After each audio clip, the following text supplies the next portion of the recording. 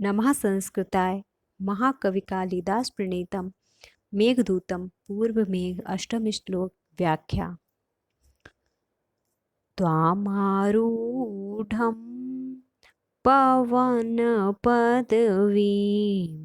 उद्गृहीतालेकान्ताः प्रेक्षिष्यन्ते पथिकवनिताः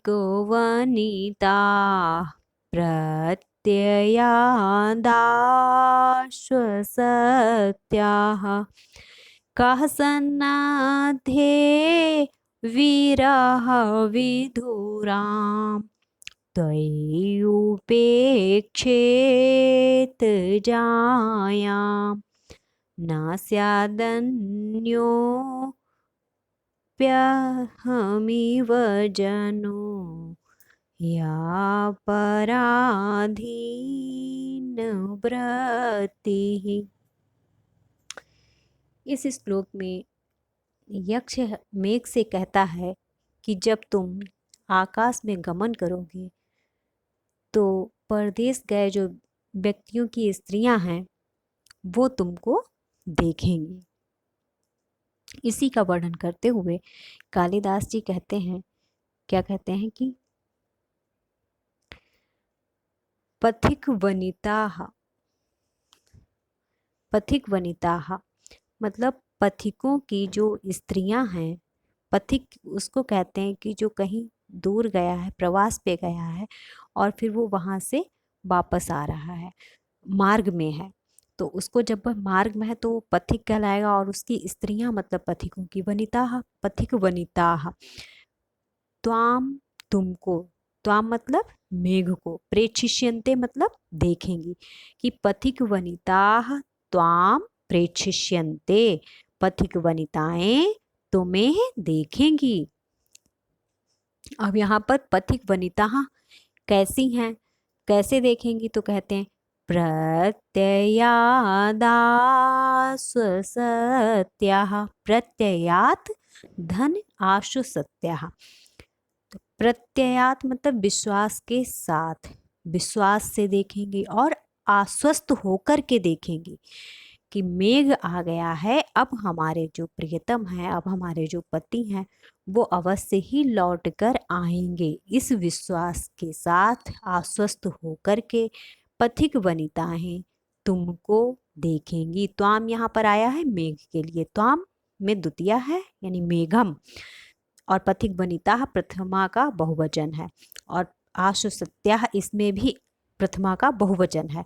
और कैसी हैं पथिक वनिता, कैसे देखेंगी, तो कहते हैं उद्ग्रहीतालेकान्ताः, उद्ग्रहित पकड़ करके, अलक उद्ग्रहित अलक अंताः, उद्ग्रहित पकड़ करके, अलक बालों के, अंतः अंतिम भाग को, बालों के अंतिम भाग को पकड़ करके ऊपर की ओर करके पलट करके जो पथिक वनिता हैं वो विश्वास से आश्वस्त होकर के तुमको देखेंगी। प्रेक्षिष्यन्ते देखेंगी, लिट लकार प्रथम पुरुष का बहुवचन होगा, प्रेक्षिष्यन्ते।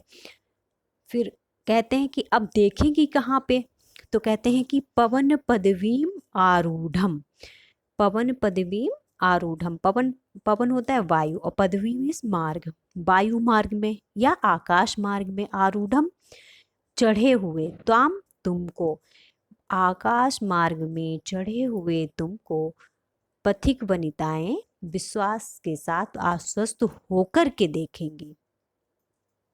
या इसको कहते हैं कि उद्ग्रहित अलकान्ताः प्रत्ययाद आशु सत्याः पथिक वनिताः पवन पदवीम आरूढ़म त्वाम प्रेक्षिष्यन्ते, अपने बालों के अग्रभाग को, अंतिम भाग को पकड़ करके विश्वास से आश्वस्त होकर के पथिक वनिताएं आकाश मार्ग में आरूढ़ हुए तुमको प्रेक्षिष्यन्ते मतलब देखेंगी। और क्या कहता है यक्ष, कहता है कि कः सन्नाध्ये वीराः विधुराम् त्वयि उपेक्षेत जायाम। कहते कहा मतलब कौन, कहा मतलब कौन, उपेक्षित मतलब उपेक्षा करेगा, उपेक्षा करेगा किसकी, तो कहते जायाम उपेक्षित। ऐसा कौन होगा, कहा होगा ऐसा कौन होगा जो अपनी पत्नी की उपेक्षा करेगा। कैसी जायाम का, तो कहा है विरह विधुराम जायाम।